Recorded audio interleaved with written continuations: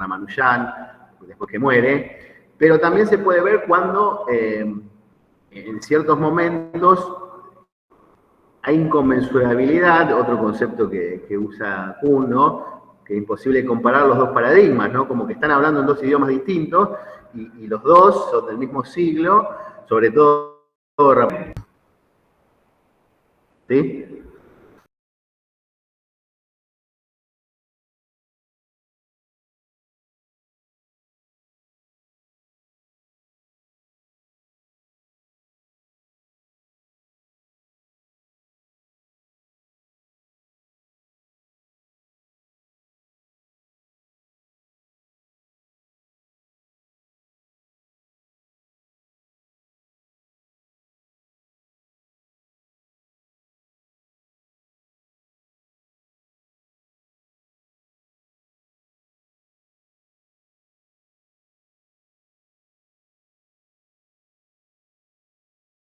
Bien, bueno, la 2. Teniendo en cuenta la propuesta de Bellraven, definir su crítica a la objetividad científica, ahí me comí el A, perdón, su crítica a la objetividad científica, y los saberes alternativos, tomando el trabajo científico realizado por Ramanujan en Inglaterra, ¿sí? A ver, ahí claramente, acá también se ve claramente, por un lado, cómo es la cuestión de la objetividad científica, a la cual Feyerabend critica por, digamos, por esta rigidez del método, se ve claramente en Hardy exigiéndole a Ramanujan que pruebe los pasos o procedimientos, ¿sí? Digamos que a él le cuesta al principio porque no tenía formación científica, ¿sí? Por otro lado, él utiliza, según la visión de Feyerabend, un saber alternativo que sería la intuición, ¿no? Igualmente es una forma de interpretarlo, ¿no? Porque Feyerabend tampoco habla mucho de la intuición, ¿no? Él se refiere a otro tipo de saberes, pero sí, por ejemplo, habla de las cuestiones de las creencias, ¿no? Y evidentemente la forma en que Ramanujan desarrolló su trabajo científico estaba influido por sus creencias religiosas. Y eso sí se puede tomar dentro de la lógica esta de saberes alternativos que propone Feyerabend. Sin embargo, a ver, para ser justos, Hardy, si bien que es muy exigente con la cuestión del método, él le termina diciendo, es una de las críticas que Feyerabend hace, que sin el método no va a ser reconocido su descubrimiento, porque la comunidad científica tiene que probarlo, ¿no? Eso. Por eso también le exige tanto el método, porque están haciendo ciencia, ¿sí? Esa forma, esa objetividad, ¿no? Autoritaria, ¿no? Como la denomina Feyerabend, se ve en la película. Ahora, también es cierto que en el clima, digamos, de investigación en que ellos están trabajando, Hardy tiene razón, ¿sí? En la exigencia que le hace a Ramanujan. El problema era muchas veces que, sobre todo se ve cuando Hardy le pregunta de dónde vienen los conocimientos o las ideas, que él se lo fundamenta en términos de creencias religiosas, y el otro lo mira como diciendo, este salvaje, ¿no? Más o menos no se lo dice, pero de entender. Bueno, esa es la crítica, ¿sí? de Feyerabend. Una de las críticas, después ustedes verán, hay otras que pueden relacionar, pero de esta mirada autoritaria, según Feyerabend, que la ciencia tiene con respecto a los otros saberes, ¿sí? Y después está la cuestión de esto del anarquismo, ¿no? Metodológico. Feyerabend dice que, y en el caso de Ramanujan se ve, que el método muchas veces puede obstruir hasta el desarrollo científico. Y fíjense que en la misma biografía que han hecho con testimonios de Ramanujan, piensen que Ramanujan se murió a los 32 años, ¿no? O sea, re joven. Él dice que le costaba entender, ¿sí? Por qué los europeos se le daban tanta importancia a un procedimiento, ¿sí? Únicamente material.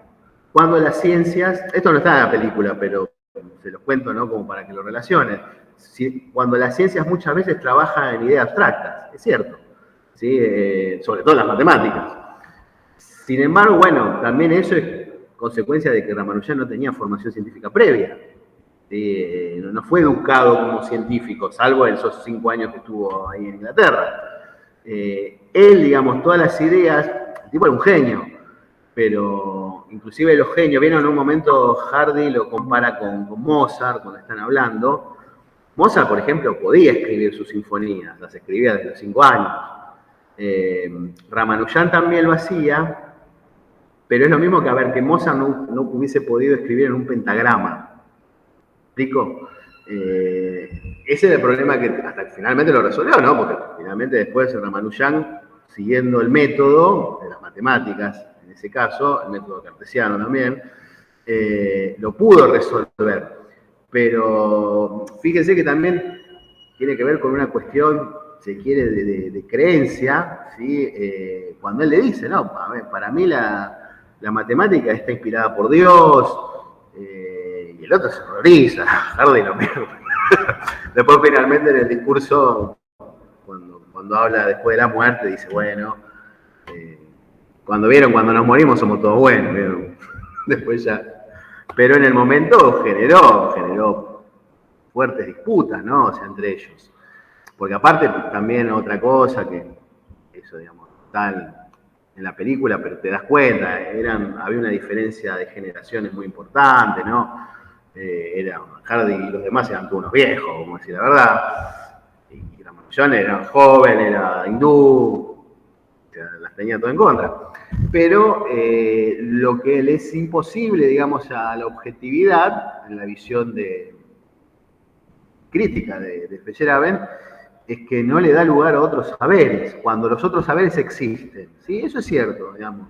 Yo no soy muy, a ver, no me convence demasiado el discurso del anarquismo, pero sí es cierto, mi punto de vista, ¿no? Que es verdad que lo que la ciencia no explica, lo explican otros saberes. Eso sí es cierto, ¿sí? Lo único que, bueno, que la ciencia te lo tiene que probar. No hay otra. Esa, digamos, es la polémica, y es interesante lo que dice Feyerabend. No podemos explicar todo con la racionalidad. Eso es cierto, ¿sí? Pero al menos una explicación, aunque sea imparcial, aunque sea pequeña, alguna explicación racional tenemos que dar desde la ciencia. Es cierto que no siempre lo hacemos completamente en forma racional, ¿no? En las ciencias sociales se ve mucho más. Hay un montón de comportamientos sociales que son emotivos, que no son racionales, ¿sí? Que están más influidos por la emotividad, por lo emocional, que por la razón. Pero sin embargo, ciertos comportamientos sociales los podemos explicar mínimamente en términos racionales. Después hay un montón de cosas que no. En este tipo de ciencias es mucho más difícil. Feyerabend es un tipo también que profundiza inclusive la crítica de Kuhn a Popper, ¿no? Popper, ¿se acuerdan que decía que la ciencia trabaja con autonomía, que la ciencia siempre existió, que no está influida por las relaciones sociales? Y eso claramente, bueno, Popper estaba en un error. Lo que pasa es que Feyerabend critica abiertamente el método. A ver, a mí no me convence la idea de que el método necesariamente te obstaculice. Es cierto que te puede limitar, ¿no? Porque te marca el paso. El problema de Ramanujan era que no conocía el método. ¿Sí? Si usted no ve la película, el tema es que él no lo conocía, le costaba entenderlo al principio hasta que finalmente lo entendió. Vieron que está la imagen que está en el pizarrón haciendo el círculo, el famoso círculo ese, y no me acuerdo qué le dice, y le sonríe como diciendo, ves, ahí te diste cuenta, que con el método vas a poder explicar muchas cosas que con la intuición sola muchas veces es difícil. Pero bueno, por otro lado, también es cierto que los otros saberes alternativos, como los llama Feyerabend, existen. Y seguirán existiendo. ¿Sí? Pero bueno, en Occidente al menos la ciencia tiene esa supremacía que muchas veces sí, autoritaria, que no respeta a las demás, que se cree superior. Pero bueno, véanlo por ese lado ¿no? a la explicación del trabajo, recuerden, bueno, de Ramanujan, ¿no? que ahí tienen que tomar bueno, la crítica que Feyerabend le hace a la objetividad y lo que él explica que son saberes alternativos. Bien, bueno, ya la segunda parte, las otras dos, ya no tienen que ver con la película. Bueno, la 3 es por qué Gómez Rodríguez afirma que la tesis de los paradigmas de Kuhn debe adaptarse particularmente a las ciencias sociales para trabajar con ellas.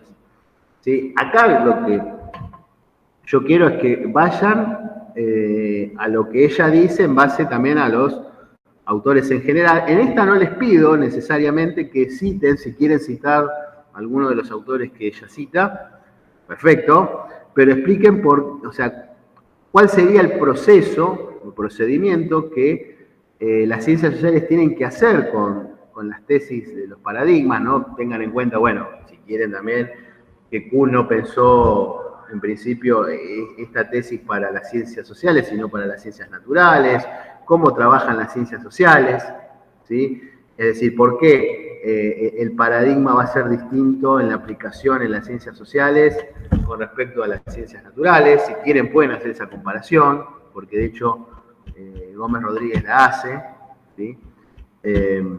Vayan y vuelvan, ¿sí? Pero siempre teniendo en cuenta lo que ella, bueno, en las dos primeras carillas del texto, Gómez Rodríguez dice, bueno, el paradigma de Kuhn lo vamos a aplicar en las ciencias sociales siempre y cuando hagamos esto y esto, ¿sí? Lo adaptamos de tal y cual manera, ¿sí? Vayan por ese lado. ¿Estamos bien? Bueno. Y la última, la 4, ahí sigue explicando con al menos 2 autores, si quieren citen más, o sea, como muchos citen 4, pero ya con 2 mínimo, está bien, de Gómez Rodríguez, que las ciencias sociales son multiparadigmáticas en su trabajo investigativo. A ver, no sé, toman a Efrat, toman a Friedrich, toman a Thomas, digamos, el que quieran, bueno, explican por qué las ciencias sociales son multiparadigmáticas, cómo es el trabajo, el debate investigativo en las ciencias sociales, cuáles son, digamos, las particularidades que tiene también la investigación, por ejemplo, en la ciencia normal, que varios de los autores que ella cita comparan constantemente cómo es la ciencia normal de las sociales, ¿sí? Con respecto a las naturales, ¿no? ¿Qué diferencia hay, ¿sí? entre la ciencia normal de las sociales con la ciencia normal de las naturales, ¿sí? Siempre, bueno, recuerdo, tomando 2 autores citados por Gómez Rodríguez, ¿sí? Bien, vayan por ese lado. ¿Preguntas de ustedes? ¿Consultas? ¿Nada? Estoy tomando un cafecito.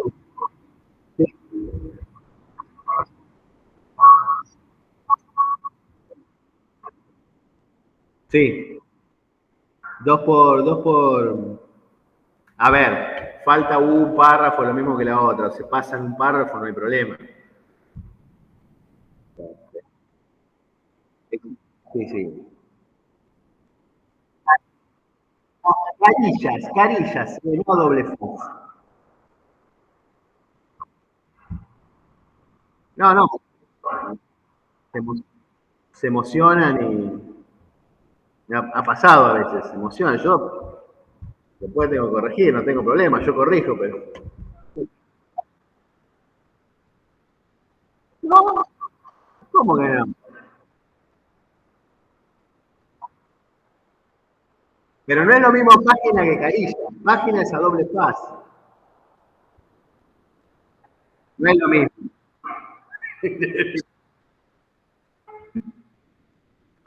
No, pero... ¿Cómo?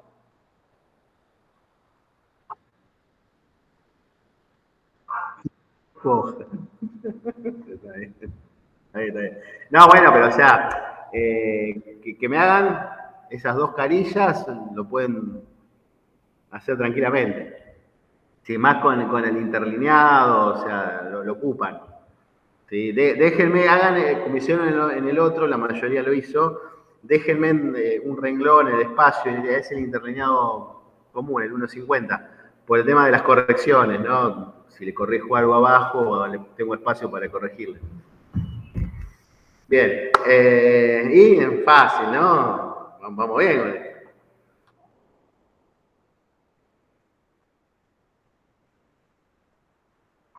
No, pero no es difícil.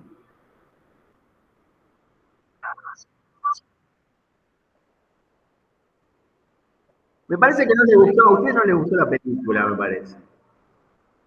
Me parece que a usted no le gustó. ¿Sí le gustó? ¿O no le gustó? No, porque el año pasado, me acuerdo que estaban, el año pasado estaban re emocionados. Eh, es más, me acuerdo que hablamos antes del parcial, que también lo tomé para esta fecha. eh, Me preguntaban cosas, o sea, es más, algunos hasta vieron esa otra que les dije que no tenía tanto de ciencia, esta la de los tipos que se producen la muerte, los estudiantes, esto. Pero yo les dije, un día la agarré que la estaban terminando en Fox, eran como las 2 de la mañana, y no le iba a mandar un mensaje a esa hora. Pero el tema es que ahí no se ve, digamos, no se ve tanto la cuestión científica, sobre todo la que hicieron nueva. Y la que estaban dando el año pasado era la nueva, la del 2017. Y no se ve, por ejemplo, en estas películas no se ve el tema de la revolución científica. Sí, a ver, claramente si la ciencia en un momento logra, yo creo que lo va a lograr, ¿no? En el futuro, transferir, ¿no? Lo que es el trasplante de cerebro, yo pienso que se va a lograr. Ahí claramente va a haber una revolución científica, va a cambiar todo, la forma en que nosotros vemos. Pues una persona que está postrada, ¿no? Que tiene el cerebro, mucha gente que está postrada o que vieron que no mueve o que tiene alguna enfermedad degenerativa en el cuerpo, necesita un cuerpo nuevo. O sea, es así. O sea, en algún momento la ciencia o con la inteligencia artificial va a lograr eso. Y eso nos va, nosotros ahora, hasta a mí también me cuesta, ¿no? No lo podemos imaginar cómo realmente sería. Hasta que pase.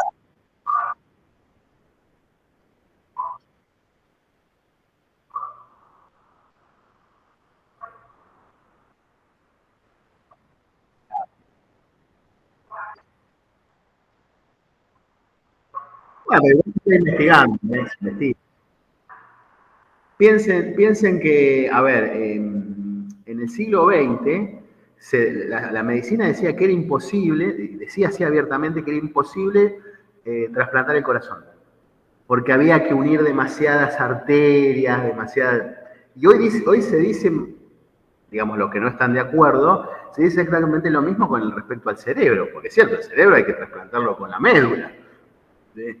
O sea, por eso hasta ahora los intentos que se hicieron fallaron todos. ¿Sí?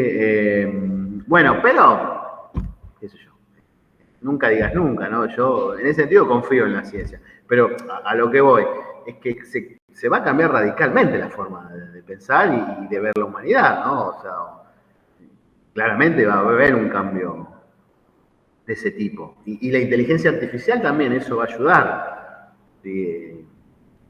O sea, los robots autómatas, bueno, se dice que hay empresas, no me acuerdo si era la Chevrolet o una de las dos, Ford, que decían que a partir del 2040 se van a empezar a fabricar en serie autos autómatas, así que se manejen solos. ¿Sí? O sea, que vos le pongas a la computadora, llévame al Instituto 21. Sí, es probable que pase.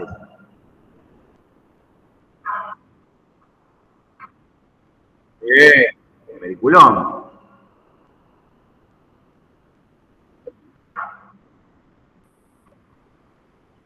Y te vuelan eso. Eso vuelan.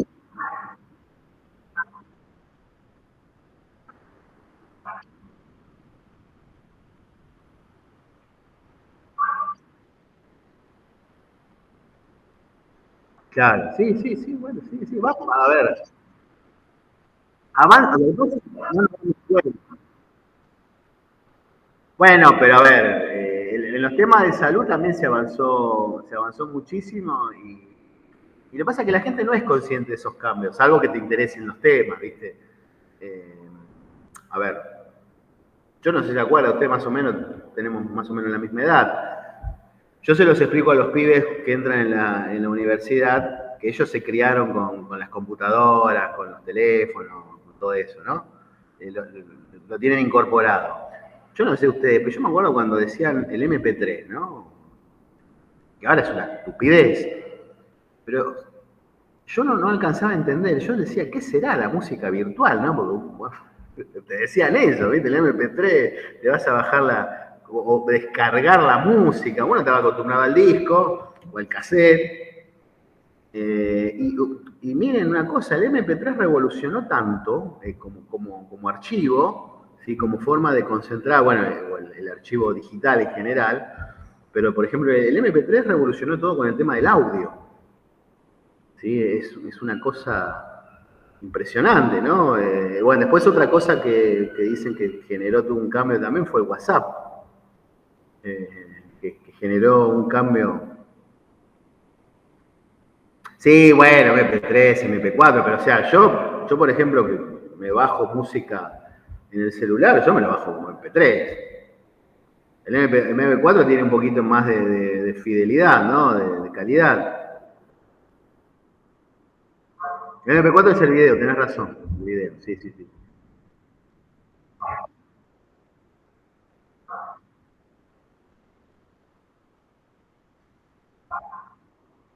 Sí, y es todo. Sí, sí, de verdad, sí, sí, sí. Bueno, qué sé yo. Yo algunas cosas todavía soy medio antiguo, no me resisto a esas cosas. ¿Eh? Yo, por ejemplo, mi hija me lo bajó al Spotify y yo no entiendo una goma, no entiendo nada. O sea, lo tengo ahí, le dije, a ver, bajame algo al Michael Jackson, le puse. Me bajó.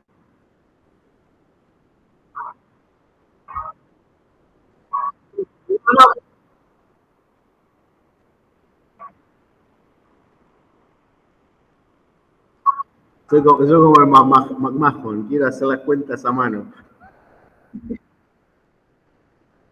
Yo sigo con el celular, me bajo, meto el cable en la computadora y me bajo la música. No me compliquen la vida. Ya está. Ya está. Ustedes porque son modernas. Son chicas modernas. Ya está. No, no, no, no. Es más, me fascina. Yo la, yo, yo la veo a mi hija, a las amigas, ¿no? A los pibes que ven en el secundario y me fascinan cómo se manejan. Pero bueno, todavía no lo pude, mirá, todavía no lo sé, yo no lo sé explicar al tele. Yo todavía no sé cómo vincular. Mi hija viene a casa, usa el celular de ella y pone la música en el tele, en mi casa, ¿no? Y yo no lo sé hacer.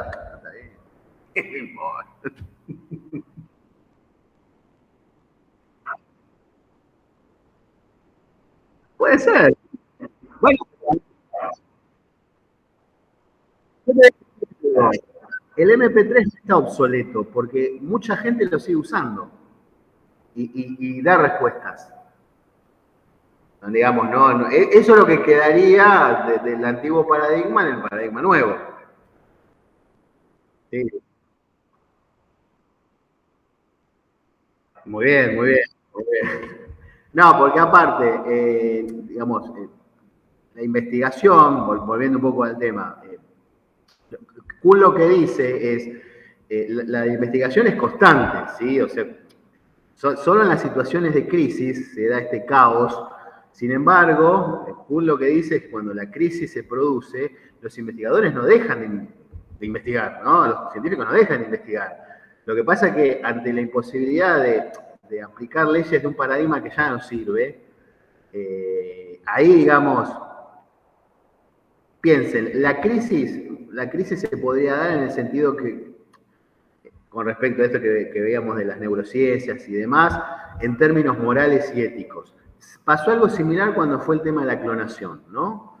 Que decía, bueno, pero es ético, es moral. Yo no sé si vieron, yo la semana pasada fui a ver la nueva de Jurassic Park, que la anterior, la del 2018, ¿no? Esperen que está ingresando alguien. La del 2018 daban a entender que una nena había sido clonada de su madre muerta, ¿no? Cuando vieron que Estados Unidos, Inglaterra y la Argentina fueron los 3 primeros países que clonaron animales. Argentina tuvo a la vaca Pampa, no sé si se acuerdan. En el 98 creo que fue. Y la oveja Dolly, que era de los ingleses, ¿no? Que fue la primera. Pero hubo todo así como una crisis, un debate moral, si era lícito. Sin embargo, la tecnología está. Y vieron que dicen las malas lenguas que hay clonación. A ver, de órganos hay clonación. Eso dicen que inclusive vieron que Milei dice hay un mercado para los órganos, sí. De la clonación hay. De hecho, bueno, hay denuncias de tráfico de órganos también por eso. Y si clonan un hígado, ¿por qué no pueden clonar una persona entera? Si clonaron una vaca, clonaron un mono, lo pueden hacer tranquilamente, la tecnología está. Eso es el sentido que la ciencia es imparable, ¿sí? O sea, inclusive, bueno, después están las cuestiones éticas y morales, ¿no? De si se debe hacer o no, ¿sí? Está, digamos, ese debate, pero si, digamos, ¿quién se podría, sinceramente, en términos materiales, oponer a que se pueda trasplantar, si se logra, ¿no? Trasplantar el cerebro? ¿Sí? Si una persona quiere vivir unos años más, está bien, a mí les digo la verdad, yo en ese sentido, si vas a vivir sufriendo, bueno, sí, a veces es mejor morir, ¿no? Aunque suene feo. Pero si vos tenés posibilidad de ese tipo de solución científica y vas a vivir unos años más, bien, ¿no? Yo digo, una persona que tiene el cuerpo destruido, o que solamente vieron esos casos hace poco, no sé si vieron que en Italia probaron el suicidio asistido, ¿no? Hace unos años. Y había una persona así tetrapléjica que solamente movía los ojos, y el tipo pidió que lo maten. Como él no se podía matar, como vieron como el español ese San Pedro en los 90 también, le pidió, creo que era la hermana, que le pusiera una pastilla para matarlo en la boca. Esa gente, digamos, está muerta en vida, ¿no? Suena feo, pero buscaría una solución científicamente, o sea, si se pudiese. Eso es lo que constantemente ahora está investigando las neurociencias, ¿no? Y lo relacionan con la inteligencia artificial. Se dice que probablemente también hasta se puedan crear cuerpos artificiales. Bueno, vamos a ver, capaz que nosotros en nuestra vejez lo veamos,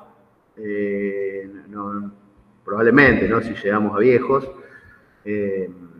o al menos vamos a ver las primeras etapas experimentales, pero yo pienso que se va, no sé si lo vamos a ver nosotros, pero yo creo que la ciencia lo va a lograr. Una lástima que no lo veamos, aunque sea en las primeras partes.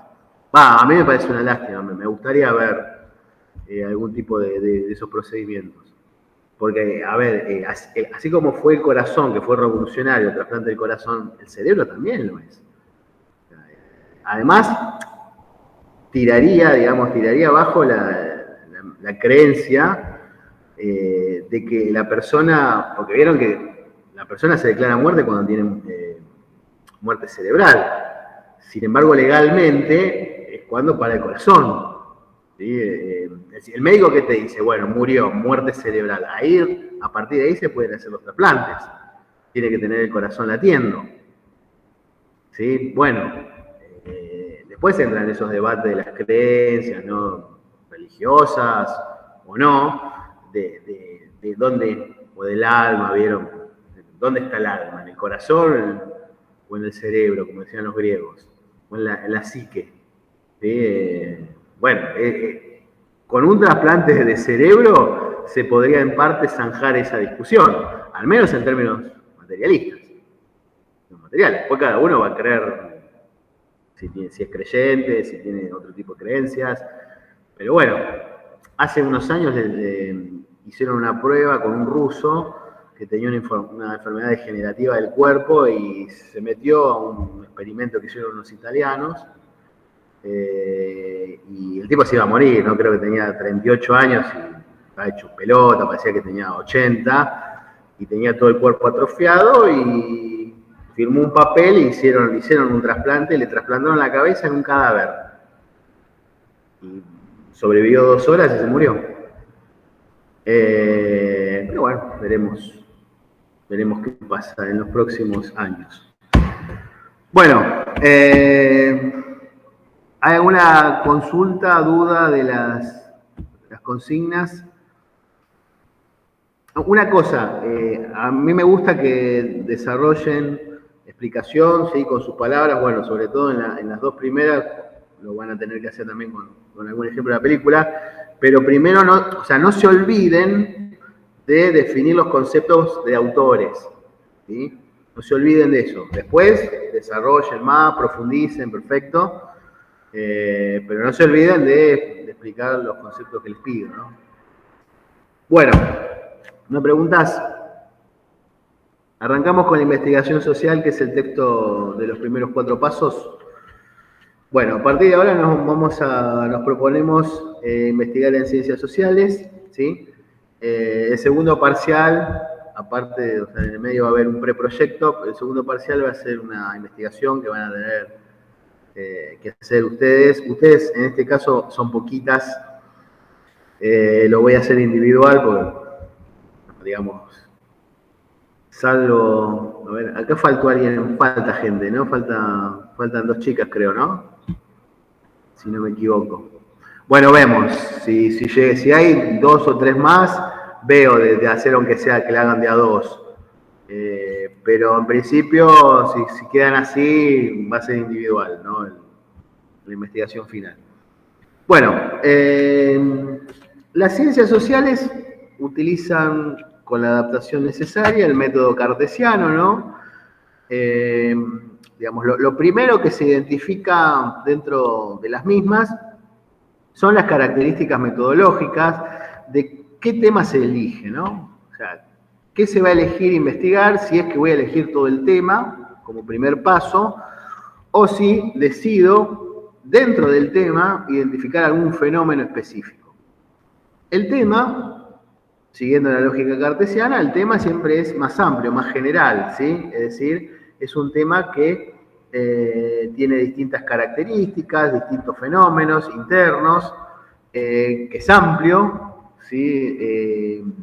Más general, ¿sí? Amplio, abarcativo y flexible, decimos, ahora vamos a ver por qué. Y dentro de esto, digamos, tenemos que lograr determinar si vamos, como decimos, ¿no? Hacer un análisis desde ya teórico, lo tenemos que hacer, ¿sí? Práctico, o si es cualitativo o cuantitativo, ¿sí? Si nos vamos a dedicar únicamente al desarrollo cualitativo mediante la teoría, o también, o a la vez, o en forma excluyente, si nos vamos a dedicar únicamente a un análisis cuantitativo, es decir, si vamos a tratar de explicar el tema o los fenómenos a través de cifras, ¿sí? En general se suelen utilizar los dos. Es cierto que alguno de los dos puede tener más preponderancia, ¿no? O sea, hay algunos investigaciones que son más cualitativas, a través del desarrollo teórico, otras que lo hacen más en el plano cuantitativo. Desde ya se tiene en cuenta los recursos teóricos, es decir, con qué teorías, los conceptos que van a ayudar a explicar el tema o el fenómeno, reitero esto. Las características de amplio, abarcativo y flexible se tienen en cuenta para modificar, ir y venir, ¿no? Flexibilizar o corregir errores que muchas veces se pueden dar. La cuestión de que la característica es amplitud, ¿no? Significa que un tema que es general contiene diversos fenómenos sociales internos, es amplio en ese sentido. Acá en el ejemplo que está en el texto, bueno, el tema, supongamos que el tema que nosotros elegimos son relaciones laborales, ¿no? Dentro de las relaciones laborales, como es amplio, encontramos distintos fenómenos sociales más específicos. Recuerden, el tema es general, el fenómeno surge del tema, ¿sí? Y es específico, ¿sí? Nosotros podemos investigar todo el tema o enfocarnos en un fenómeno específico, ¿sí? En el ejemplo, en la primera carilla, ¿no? Que dice, bueno, ejemplo 1 amplio, ¿sí? Se incluye dentro de relaciones laborales salario, productividad, representación sindical, huelga, conflictividad social. ¿Sí? Son fenómenos, ¿sí?, que están contenidos dentro del tema, ¿sí?, relaciones laborales. ¿Sí? Siempre dentro de la lógica social, ¿verdad? Estamos analizando fenómenos sociales. Fenómenos de un tema social a su vez. Entonces, la característica de la amplitud refiere a que el tema tiene que ser lo más amplio en contención de fenómenos internos. ¿Sí? Fenómenos que estén contenidos dentro del tema. Porque a lo mejor yo quiero investigar relaciones laborales, o sea, las relaciones laborales en la Argentina en los últimos 50 años. ¿Sí? Sí, es un tema muy amplio y se puede investigar tranquilamente. Pero también puedo, no sé, optar entre huelga y representación sindical, ¿sí?, que son fenómenos específicos de ese mismo tema. ¿Sí? Eso siempre depende de la decisión de los investigadores. ¿Sí? Ahí no hay, digamos, acá, digamos, somos nosotros los que decidimos. De hecho, inclusive el recorte, ¿sí?, de la realidad lo hacemos nosotros. ¿Sí? A ver, el tema relaciones laborales, por más que nosotros digamos que tomamos ese tema, seguramente también vamos a hacer un recorte ahí. Porque es muy amplio, ¿sí? A ver, por más que nosotros, supongamos que tomamos el tema relaciones laborales, investigamos todos estos fenómenos que están nombrados aquí, ¿no? Que están discriminados, ¿no? Vamos a explicar en los últimos 50 años el salario, la productividad, la representación sindical, las huelgas, el conflicto social, todo. Sin embargo, también van a quedar muchas cosas afuera. Nosotros decidimos también recordar, pero decimos, vamos a tomar el tema general. Seguramente incluiríamos otros fenómenos, o no, o sacamos alguno de estos son ejemplos, ¿no? No sé, ahora se está haciendo muchas investigaciones en los últimos 5 años con respecto a género, feminismo, y dentro de ello también se recorta, ¿no? A ver, con respecto ahora a las famosas polémicas del lenguaje inclusivo, ¿no? El lenguaje inclusivo, ¿lo ponemos dentro del fenómeno de género o tiene que ver con la comunicación social? Porque el lenguaje forma parte de la comunicación social. Bueno, esos son debates que son los mismos, los y las mismas científicas sociales que deciden, ¿sí? A ver, hasta hace 5 o 10 años atrás, nadie pensó, nunca nadie, que iba a haber polémica por el tema del género, de las palabras, ¿no? O sea, yo el único caso, miren, yo tenía un programa de radio con unos amigos, una radio barrial, que hablábamos de política, ciencias sociales, qué sé yo, y hacíamos un pase. Vos que sos de Caballito, María Eugenia, capaz que la conocías, La Colectiva, del Cid Campeador, ¿no? Bueno, era digamos, de la zona esa del Cid Campeador, se podía escuchar por la radio también y por internet. Y teníamos un programa que venía después del nuestro, que eran chicas, ¿no? Y que eran feministas precursoras, en 2010, te digo, ¿no? Y nos criticaban a nosotros porque nosotros decíamos el hombre como género humano. ¿Sí? De hecho, se peleaban con todo, porque inclusive había gente del Partido Obrero, gente del Partido Comunista, que decían los hombres, pero refiriéndose a género, el hombre y mujer. Y una vez hicimos el pase, o sea, estas chicas ahora tendrán 35 años, ¿no? Y me acuerdo que nos dijeron, era otro amigo sociólogo y otro politólogo, que decíamos, ustedes tendrían que ser más abiertos y modernos siendo sociólogos. Son unos conservadores. Y nos dijeron eso al aire. Hoy, 12 años después, 10 años después, lo veo de otra manera. A ver, ahora quizás, yo entendía lo que ellas decían, ¿no? O sea, el hombre es una visión, se quiere, machista, pero lo dice todo. Vieron que en inglés es mankind, en francés el homme, ¿sí? Está bien, sí, es machista, es la mirada del hombre, pero hoy tenemos otra mirada, porque ha pasado todo lo que pasó en los últimos 5 o 10 años. Pero en esa época nosotros medio, sin ofender, pero nos reíamos. A ver, aceptábamos, ¿no?, lo que ellas nos criticaban, pero hoy, bueno, hay otra mirada y las ciencias sociales tuvo que cambiar por más de que lo más probable es que el lenguaje inclusivo tal cual lo plantean no se va a imponer porque no es general, la mayoría de la población no habla así, puede ser que los chicos, en algunos casos, los jóvenes, los y las jóvenes, lo usen. Yo, por ejemplo, trabajo en la USAL, ¿no? De clase que es católica, pero es la más progresista, y te piden que utilices los dos artículos, el, la, los, las, ¿sí? Bueno, depende también de la mirada, no lo veo mal, ¿no? Yo lo utilizo también, me río un poco, pero para distender, pero bueno, son los cambios sociales que se dan. Ahora, el lenguaje inclusivo es un fenómeno, es un tema, forma parte del género, forma parte de la comunicación, ¿sí? Hay que respetar las reglas. A ver, a mí me encanta el idioma castellano, ¿no? Le dicen español, pero es el castellano. Pero también es cierto que las reglas muchas veces se modifican. Hasta la dictadura militar, hasta el 83, el voceo estaba prohibido. Yo no sé si se acuerdan. A ver, ¿por qué no se enseñan a conjugar los verbos en español? En tú, vosotros. ¿Quién habla así acá? Bueno, pero el idioma es el español, el castellano. Sí, tenemos esas reglas. Ahora, es cierto que el voceo estaba prohibido. De hecho, muchos tangos estuvieron prohibidos por las palabras que utilizaban. Los españoles hasta el día de hoy siguen diciendo, vieron la polémica que hubo por lo que dijo Kicillof, no sé si están al tanto, que le salió a responder el mismo tipo que le respondió a Cristina cuando dijo todas y todo, ¿sí? le salió a responder de que el lenguaje inclusivo era excluyente. Porque Kicillof dijo, nosotros no hablamos como los españoles. Tiene razón, independientemente de la posición política. Tiene razón, Kicillof, no hablamos como los españoles. De hecho, ningún país de Latinoamérica, los que más parecidos hablan al español son los bolivianos, ¿sí? El español de España, ¿sí? Pero después los demás hablan en América Hispana. O sea, un argentino puede no entenderle tranquilamente a un chileno o a un mexicano. Y supuestamente hablamos el mismo idioma. ¿Sí? ¿Se entiende lo que voy?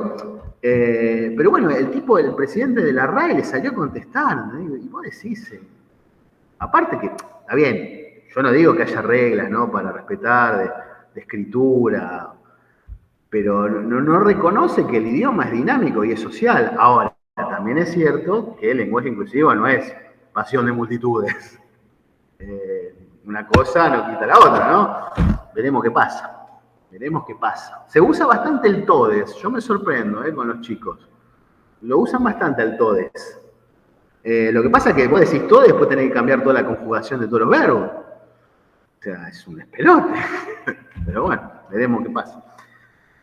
Bueno, perdón que me fui por las ramas. Entonces, la segunda característica, ¿no? Bueno, la primera dijimos amplio, el segundo es abarcativo. El abarcativo significa que es abarcativo en teorías y conceptos que pueden ser desarrollados, ¿sí?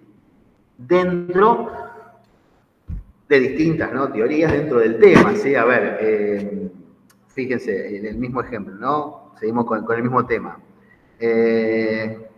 Abarcativo en teorías de relaciones sociales, relaciones laborales, ¿sí? Laboralismo, conflicto social, funcionalismo, ecologismo social, son distintas teorías con distintos conceptos que van a aportar, ¿sí? A la explicación del tema o el fenómeno en términos abarcativos, ¿sí? Lo más abarcativo posible, ¿sí? A ver, lo que se entiende es que lo abarcativo del tema permite que yo pueda elegir mayor cantidad de teorías y dentro de ellas de conceptos que me sirvan para definir y explicar el tema o el fenómeno que elegí, ¿sí? Tienen que tener cierta lógica, ¿no? O sea, tengo que seguir con la misma lógica, acá, laboralismo, ¿no? Conflicto social, orden, función social, que tiene que ver con las relaciones laborales. Desde ya, bueno, el conflicto social no es solamente la huelga, ¿no? Es un fenómeno del conflicto social. Pero los conceptos con los cuales nosotros nos manejamos, recuerden que los conceptos constituyen las teorías, ¿sí? Los conceptos ayudan a que las teorías, ¿sí? Expliquen la realidad, ¿no? Los temas, los fenómenos, a través del lenguaje científico. Los conceptos son lenguaje científico, ¿sí? Y esa esa característica de abarcativa permite que podamos utilizar mayor cantidad de conceptos y de teorías. Y finalmente, la flexibilidad, ¿no? Amplio, abarcativo y flexible. La flexibilidad tiene que ver con lo práctico, con lo metodológico. Estos son 4 pasos, algunos incluyen, dicen que pueden ser 5, ya vamos a ver cuál, o sea, yo arranco con los 4, después vemos si hay un 5º paso que no siempre se hace. Tanto en términos metodológicos, prácticos, como en lo conceptual, ¿sí? Porque nosotros podemos darnos cuenta que no es el tema que queríamos o el fenómeno que hemos elegido y nos damos cuenta que tenemos que cambiarlo, o que queremos modificar algún concepto, o que queremos definitivamente cambiar la perspectiva con la cual vamos a analizar el tema o el fenómeno. Eso el tema le da flexibilidad, le da posibilidad de ir y venir, ¿no? De marchas y contramarchas, porque estamos observando la realidad. Vuelvo con el ejemplo que les daba recién. A ver, supongamos que hacemos una investigación sobre el lenguaje inclusivo. Y arrancamos con la idea de hacerlo desde la teoría del género. Y nos damos cuenta que no nos cierra, no nos gusta, o nos tenemos más información con respecto a la comunicación social. Y tenemos que modificar, ¿no? Y pasar de una visión de género a una visión comunicacional, ¿sí? Porque tomamos el elemento del lenguaje. ¿Sí? Desde ya, después vamos a utilizar quizás algún concepto de género, porque está atravesado. Pero modificamos, ¿sí? El desarrollo, la dinámica de la investigación a través de este primer paso, eligiendo el tema, ¿sí? Bueno, el ejemplo que está en el texto pongo, siguiendo, ¿no?, el tema de relaciones laborales, explicación directa en el campo. Yo puedo ir a investigar, ¿no?, las relaciones laborales en una fábrica, en una oficina, en un taller, ¿sí? Hago un análisis teórico, ¿sí? Puedo desarrollar hipótesis, supuestos, que ya vamos a ver lo que es, y definimos ahí qué enfoque vamos a poner, si el cualitativo o el cuantitativo, ¿sí? Bueno, eso dentro de la flexibilidad, ¿sí?, que el tema tiene, me permite cambiar. O vuelvo a lo mismo. Capaz que yo pensé que iba a tomar todo el tema y digo, no, mejor voy a tomar un fenómeno enfocado, que muchas veces los fenómenos, ahora lo relaciono con lo siguiente, se suelen igualar con el problema, ¿sí? Y me meto con el segundo paso, ¿no? Los interrogantes. ¿Sí? Los interrogantes son las preguntas que surgen del problema de investigación, ¿sí? Supongamos que, les doy el ejemplo, el problema, ¿sí?, y lo igualo con el fenómeno, es el aumento del conflicto social en las relaciones laborales en la Argentina, ¿sí? Hay el fenómeno, que sería el conflicto social en las relaciones laborales, ¿sí? Se puede igualar con el problema. El problema, ¿sí?, el planteo o fundación del problema es lo que yo quiero como investigador, como grupo de investigación, explicar a través del conocimiento científico, que necesita una explicación.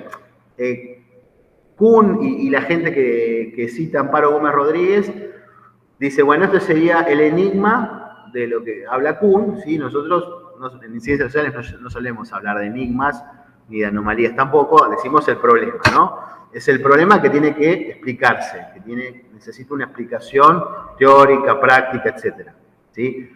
De ese problema se desarrollan preguntas, interrogantes, preguntas problema, lo pueden encontrar de las dos maneras. Los interrogantes, las preguntas problemas se desprenden del problema. A ver, sigo con el mismo ejemplo. Pregunta problema sería, ¿cuántas huelgas, cuál es la diferencia de huelgas entre el 2022 y el 2000? Voy a dar un ejemplo. O, ¿cuál es el porcentaje de acatamiento de las huelgas? O, ¿cuántos problemas sindicales se registraron en los distintos gremios? Son preguntas, problemas que surgieron, ¿sí?, como interrogantes del problema. Entonces, esos interrogantes, como preguntas-problemas, siempre están desprendidos del problema general. Quiero que se den cuenta de la lógica cartesiana, ¿no? Siempre más complejo lo estamos desarmando, ya en un momento lo vamos a volver a armar, ¿sí? Pero estamos yendo de lo más complejo, entendiendo las partes simples que lo componen para desarrollar la facilidad, no entender, porque es muy difícil acaparar toda la realidad, ¿sí? No lo hacemos. Siempre hacemos un recorte. Dentro de las preguntas-problemas está de alguna manera en forma subliminal, se quiere, la teoría o la perspectiva, ¿sí? En la cual me voy a parar, que después la vamos a definir en el cuarto paso, que es el marco teórico. Pero ¿qué significa esto? Ya en la pregunta-problema o en el planteo del problema, le estamos dando la perspectiva con la cual nosotros vamos a investigar. La forma en que planteamos el problema, la forma en que preguntamos, está influido por nuestras percepciones teóricas, ¿no? O sea, ¿cómo queremos explicar? Si yo decido explicar el conflicto social o la huelga o el aumento de huelga como fenómeno como problema que iguala al fenómeno, es porque me doy cuenta que la conflictividad social es un elemento muy importante o que representa al tema. O no, o yo quiero investigar, digamos, las relaciones funcionales, es decir, el funcionamiento a través del orden. También lo puedo hacer. Pero la perspectiva teórica, diría Kuhn, Amparo Gómez Rodríguez, ya está definida en forma abstracta o indirecta, subliminar, en la forma que planteó el problema, ¿sí? Desde ya tenemos que tener en cuenta el lenguaje científico, la forma en que vamos a preguntar. No son simples preguntas, ¿no? ¿Cuántas huelgas hay? No, eso lo pregunta cualquiera, ¿no? Tiene que tener cierta complejidad. Por ejemplo, ¿cuál fue el aumento o si hubo aumento de huelgas en los últimos 10 años o 20 años, ¿sí? Tiene que tener cierta complejidad científica. No necesariamente tiene que estar, las preguntas-problemas tienen que estar redactadas entre signos de pregunta, pero sí tiene que quedar en claro que son cuestionamientos, ¿sí? Que son interrogantes, ¿sí? En algunas investigaciones, todas pueden estar entre signos de preguntas, no necesariamente, algunas sí, otras no. Suele haber entre 3 y 8 preguntas-problemas, interrogantes. En general, el promedio es 4 o 5, ¿sí? Nadie hace solamente 3, o muy pocos hacen 8. Siempre se tiene que seguir con una lógica de investigación, ¿sí? Se tiene que tener en cuenta lo que elegimos de tema, si elegimos un fenómeno, ¿sí? Para preguntar, ¿no? Porque, o sea, si nuestro fenómeno es sobre relaciones laborales, no podemos preguntar sobre lenguaje y comunicación, porque no tiene que ver con el tema que elegimos, ¿no? Bueno, vamos bien acá entonces. Tema, fenómeno, pregunta, fundación del problema, ¿sí? Ese sería el segundo paso. El tercer paso son los objetivos, ¿sí? Los objetivos son los propósitos, las metas que los investigadores se proponen lograr con la investigación, ¿sí? Y con el resultado del trabajo, o sea, con el conocimiento generado, ¿no? Hay dos tipos de objetivos, los generales y los específicos. Todos los objetivos se empiezan a redactar con un verbo en infinitivo, es decir, sin conjugar, porque es algo que vamos a hacer a futuro, o sea, identificar, investigar, describir, explicar. Los objetivos generales, ya con esto voy cerrando, después terminan de leer hasta, leen todo lo que es objetivos y definiciones del marco teórico, ¿sí? Que es el punto D, ¿sí? Lean eso, ¿no? Hasta lo que es los conceptos teóricos. Los objetivos generales son las metas personales o grupales que los investigadores se proponen con el trabajo. Es decir, ¿qué quieren lograr, ¿sí? A través de determinado problema, ¿no? O generar determinado tipo de conocimiento que quieren lograr como grupo, ¿sí? En términos personales. Les doy un ejemplo. Supongamos que seguimos con el mismo fenómeno. Un objetivo general sería, como algo personal, identificar si hubo aumento de huelgas en los últimos 20 años. ¿Sí? Bueno, eso es un objetivo general, ¿sí? También es amplio.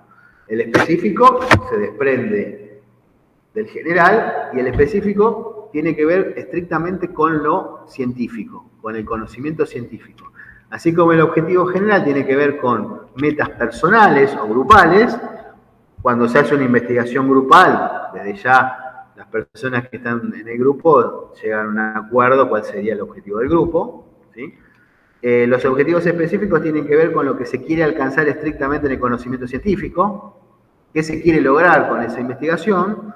A ver, les doy un ejemplo. Hay distintos objetivos específicos, ¿no? Supongamos que tomamos uno exploratorio, porque tomamos todo el tema de las relaciones laborales. Un objetivo específico exploratorio, vamos a ver cuáles son, es determinar en qué rubros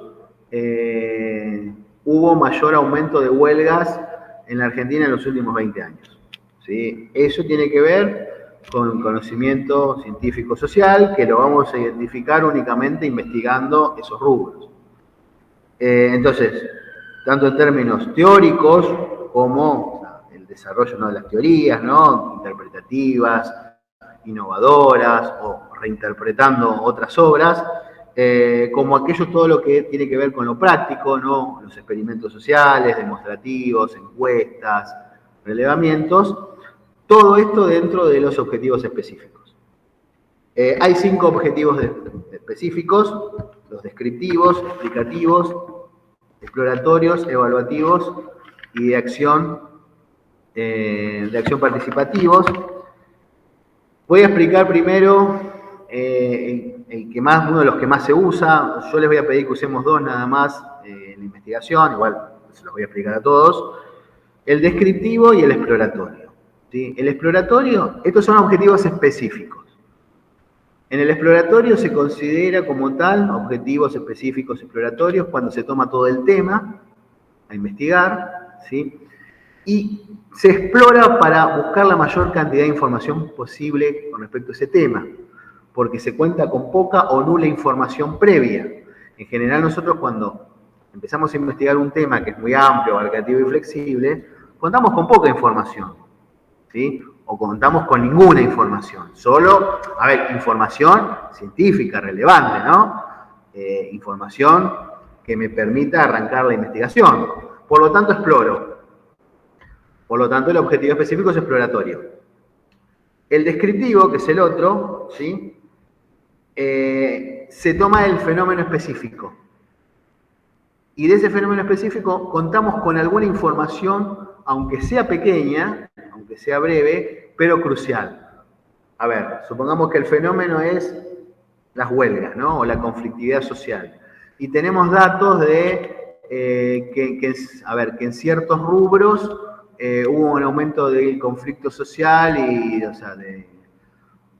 tanto con la patronal o con huelgas o con toma de fábrica o lo que sea, ¿sí? Esos son datos en relación a un fenómeno específico, que sería el fenómeno de huelgas, el fenómeno del conflicto laboral, que nos permite identificar un fenómeno, que no necesariamente nos va a llevar a todo el tema, porque aparte nosotros decidimos tomar solamente ese fenómeno. Entonces, en esos casos, tomamos un objetivo específico descriptivo, porque esa información nos va a ayudar a describir, para iniciar, ese fenómeno específico surgido del tema.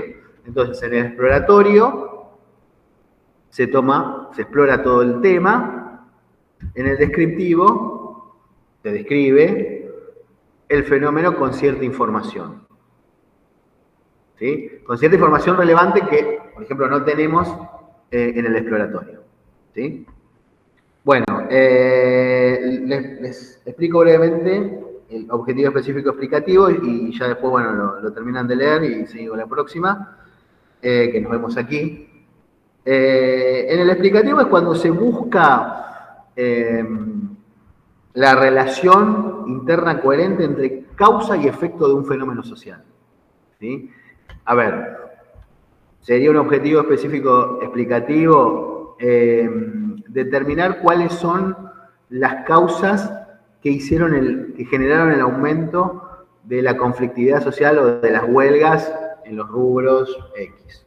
¿Sí? Yo busco explicar la relación que hay entre las causas, ¿sí?, de un fenómeno que se da. Que, a ver, la consecuencia sería la huelga, ¿no?